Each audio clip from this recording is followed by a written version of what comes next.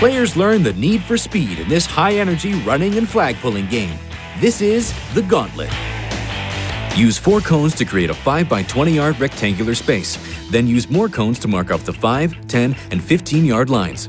Give all your players flag belts and place 1 defender every 5 yards. Line the rest of your players up along the goal line. Here's how it works. On your call, players take turns sprinting past the defenders, who can only move laterally or side to side while trying to keep their flags intact.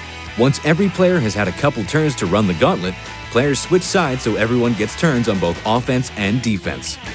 Defenders will be tempted to move vertically once an offensive player has outrun them. In the gauntlet, we need to stay on our white line. Runners shouldn't overthink things here. Remind your players that their best chance at making it to the end zone is by sprinting straight ahead. Speeding right past a defender gives them less time to pull a flag. Spin moves, jukes, or stutter steps slow things down and make it more likely you'll lose a flag. Oh, nicely done. Good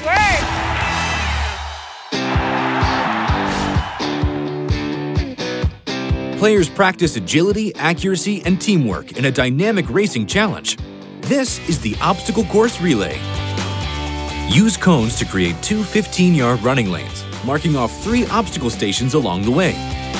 Are you guys ready? Yeah! Divide the group into 2 teams and line up each one at the start of both lanes. Here's how it looks. Go! On your call, the first players in line race to the first obstacle station and do 5 squats.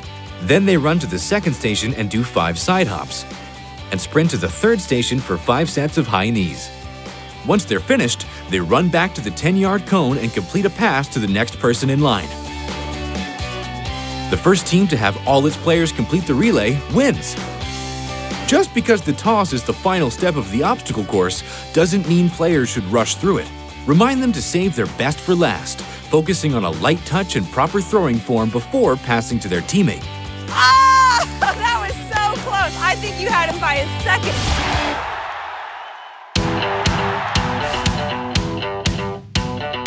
Don't burn your toe off in this game that teaches players to throw with accuracy. It's time for The Floor is Lava. Use 4 cones to make a rectangular space. But, it's made of lava. Scatter more cones randomly throughout the space, about 8 to 10 feet apart. These are your islands.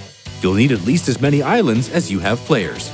Divide players into pairs and give each pair a tennis ball. Here's how it looks. Rule number 1. You can't catch a ball while standing in lava. It's too hot. Players can only throw and catch the ball when they're on an island. The player in each pair with the ball starts at an island while their partner runs around to find an open island. Once they're there, they can receive a pass from their partner, who then runs to a new island to receive a return pass. Try not to run into each other. Good. Tell each pair to keep track of how many passes they complete before time is up. Play short rounds, about a minute long. Between rounds, challenge players to complete at least 1 more pass in the next round. Remember, when we catch the ball, use your diamonds or your pinkies down low. Remind passers to keep their non-throwing shoulder turned toward their target and to step into the throw. Good job. Nice catch. Players practice evading defenders in this game we call the anchor. Use 4 cones to create a 3-yard square. Then place another cone 5 yards in front of the square. Designate one player the anchor. They stand inside the square. Everyone else lines up at the starting cone. Give everyone a flag belt. Here's how it looks. One at a time, the runners try to sprint through the square while the anchor tries to pull their flag. There's just one hitch. The anchor can't move their feet. Good job. Remember, we want to try and keep our feet stable. You're the anchor. Give runners a few turns per round, rotating anchors between rounds so each player gets to try both positions. Encourage the anchor to focus on the runner's hips and flags. When pulling a flag, they should aim for the popper, where the flag connects to the belt, and where it moves the least. After grabbing hold, it's just a firm, sharp tug down. For runners, speed is their friend.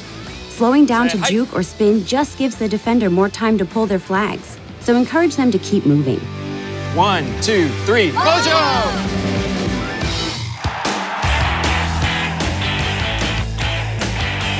Ahoy, mateys! Develop running, cutting, and listening skills in a game we call Captain's Coming. Use 4 cones to create a rectangular space. This is your pirate ship.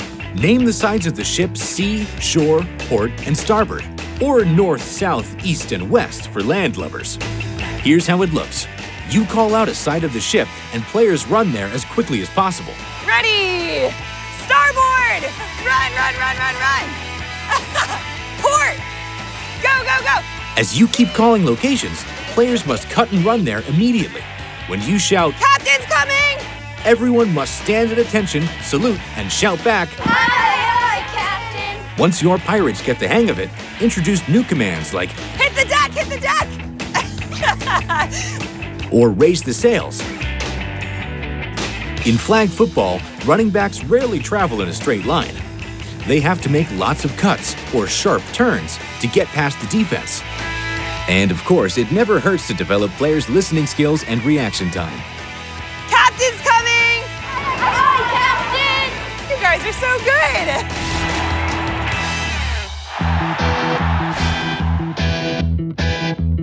Players practice their evasive running skills in this game we call What Time Is It, Big Bad Wolf? Use 4 cones to create a square space. Your players line up on one end and you, the Big Bad Wolf, stand at the opposite end. Here's how it looks.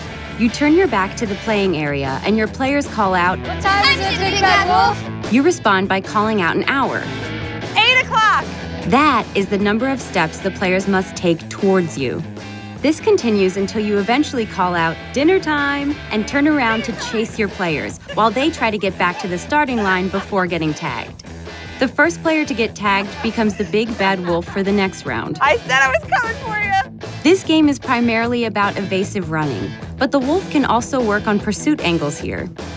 Rather than just trailing behind the other players, they can pursue on an angle that allows them to intercept a runner before they reach their destination. What time is it, Big Bad Wolf? Dinner time! Gotcha!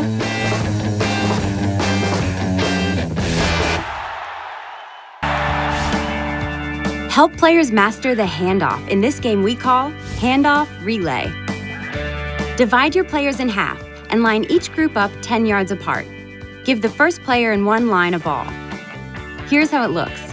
Go! On your call, the ball carrier runs towards the first player in the other line.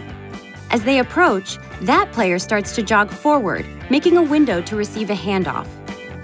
As they cross, they exchange the ball and the new ball carrier runs off towards the other line. Players continue running the ball across the space, handing it off to the next player in line and trying to keep the rhythm going without a drop.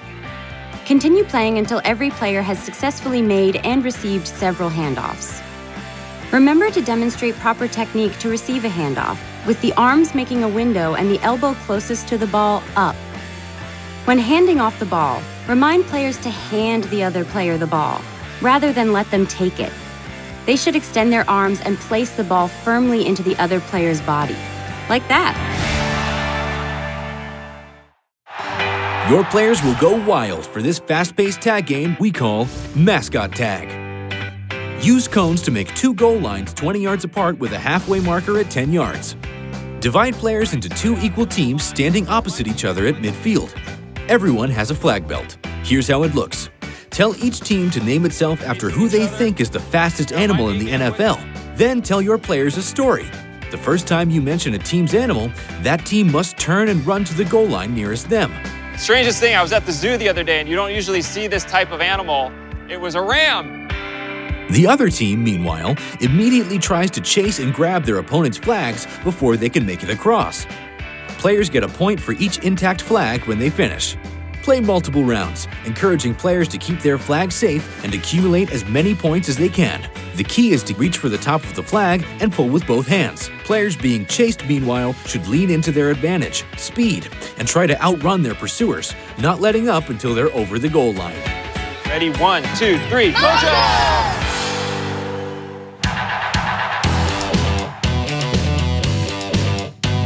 This game is perfect for itsy-bitsy players working on basic throwing and catching skills. We call it the spider web. Use 4 cones to create a square playing area. Pick one volunteer to start as the spider. Give them the ball and spread the rest of the team around the playing area. Here's how it looks. On your call, the spider must build its web by completing a pass and receiving the ball back from each player on the team. Once the spider passes to everyone and builds its web, have players rotate so a different player gets to be the spider in the next round. Make sure everyone is using proper throwing form. Fingers on the back of the laces, non-throwing shoulder turned downfield, and step into the throw. Well done. Way to track that football.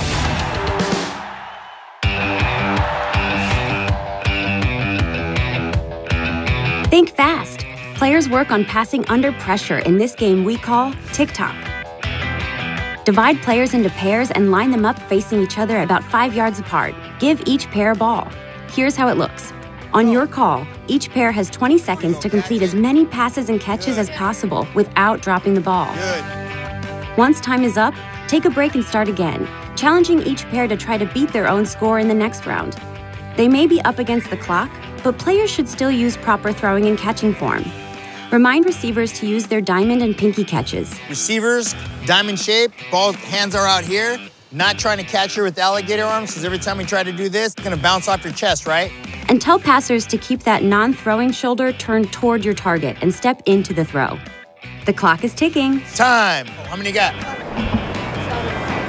13. 13!